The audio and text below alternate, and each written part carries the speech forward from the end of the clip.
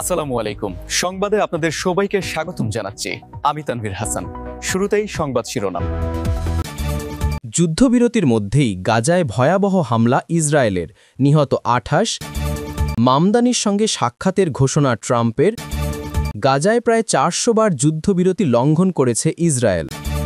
যুদ্ধবিরতির মধ্যেই গাজায় ভয়াবহ হামলা ইসরায়েলের, নিহত ২৮। চলমান যুদ্ধবিরতির মধ্যেই ফিলিস্তিনের গাজা উপত্যকায় বিমান হামলা চালিয়েছে ইসরায়েলের প্রতিরক্ষা বাহিনী আইডিএফ। এতে নিহত হয়েছেন অন্তত ২৮ জন। এছাড়াও আহত হয়েছেন কমপক্ষে ৭৭ জন। বুধবার ১৯ নভেম্বর গাজার দক্ষিণাঞ্চলীয় শহর খান ইউনিসের আল মাওয়াসি এলাকার ৩টি লক্ষ্যবস্তুতে গাজার প্রধান শহর গাজা সিটির পূর্বাঞ্চলীয় এলাকা সুজাইয়া এবং জৈতুনে একটি করে ভবনে আঘাত হেনেছে আইডিএফের বোমা। এতে এই হতাহতির ঘটনা ঘটেছে। খবর আল জাজিরার গাজা প্রতিনিধি হানি মাহমুদ বলেন, আইডিএফের বোমার আঘাতে একটি ভবনে এক পরিবারের বাবা, মা এবং ৩ সন্তানসহ পরিবারের সব সদস্য নিহত হয়েছেন।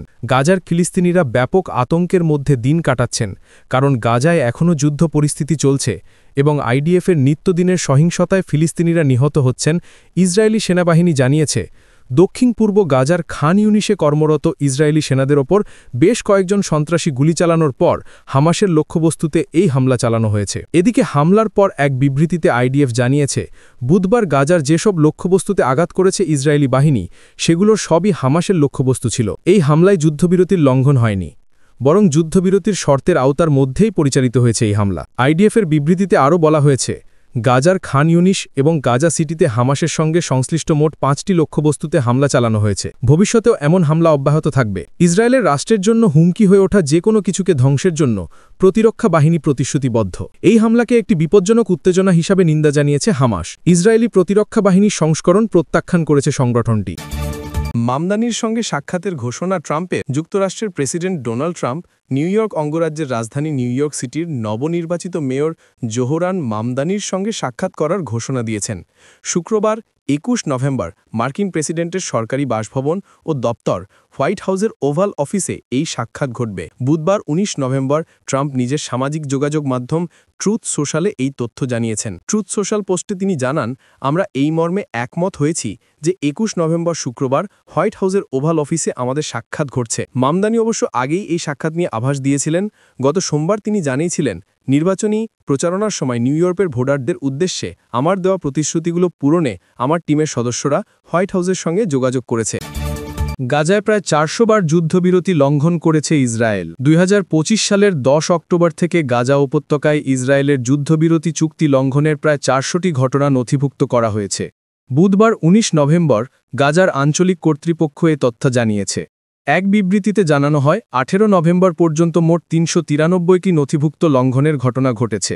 এগুলোর মধ্যে রয়েছে বিমান ও কামান হামলা, স্থানীয় বাসিন্দাদের ও তাদের বাড়িঘরের উপর আক্রমণ এবং বিভিন্ন এলাকায় ইসরায়েলি আক্রমণের ঘটনা। বিবৃতিতে আরও জানানো হয়, যুদ্ধবিরতি কার্যকর হওয়ার পর থেকে গাজায় ২৭৯ জন ফিলিস্তিনিকে হত্যা করেছে দখলদার বাহিনী।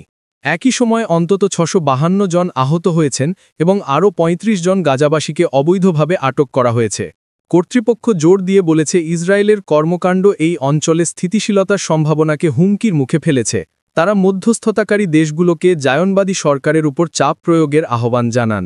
এদিকে অঞ্চল জুড়ে ইসরায়েলি হামলায় নিহতের সংখ্যা ৬৯,০০০ ছাড়িয়ে গেছে। একই সময় ১,৭২,০০০-এর বেশি মানুষ আহত হয়েছে। অনেকেই ধ্বংসস্তূপের নিচে চাপা পড়ে আছেন। চলতি বছরের শুরুতেও একটি যুদ্ধবিরতি ভঙ্গ করে ইসরায়েল গত ২৭ মে থেকে গাজায় পৃথক সাহায্য বিতরণ উদ্যোগ শুরু করে। এই পদক্ষেপের পর অঞ্চলটিতে দুর্ভিক্ষ প্রকট হয়ে উঠেছিল। ইসরায়েলি বাহিনী খাদ্য বিতরণ কেন্দ্রের কাছে জড়ো হওয়া ফিলিস্তিনিদের ওপরও গুলি চালিয়ে যায়। এর ফলে শত শত মানুষ নিহত হয়, সেই সঙ্গে দুর্ভিক্ষে শিশুসহ বহু মানুষের মৃত্যু হয়। এ অবস্থায় ৬ অক্টোবর মিশর, কাতার, যুক্তরাষ্ট্র এবং তুরস্কের মধ্যস্থতায় গাজা উপত্যকার পরিস্থিতি সমাধানের জন্য হামাস ও ইসরায়েলের পরোক্ষ আলোচনা পুনরায় শুরু হয়। ৯ অক্টোবর পক্ষগুলো মার্কিন প্রেসিডেন্ট ডোনাল্ড ট্রাম্পের প্রস্তাবিত শান্তি পরিকল্পনার চুক্তিতে সই করে। ১০ অক্টোবর থেকে যুদ্ধবিরতি কার্যকর হয়। প্রসঙ্গত, গত বছরের নভেম্বরে আন্তর্জাতিক অপরাধ আদালত গাজায় যুদ্ধাপরাধ এবং মানবাধিবিরোধী অপরাধের জন্য নেতানিয়াহু ও তার প্রাক্তন প্রতিরক্ষামন্ত্রী ইয়োবাভ গ্যালান্টের বিরুদ্ধে গ্রেপ্তারি পরোয়ানা জারি করে। উপত্যকা জুড়ে যুদ্ধের জন্য ইসরায়েল আন্তর্জাতিক বিচার আদালতে গণহত্যার মামলার মুখোমুখি।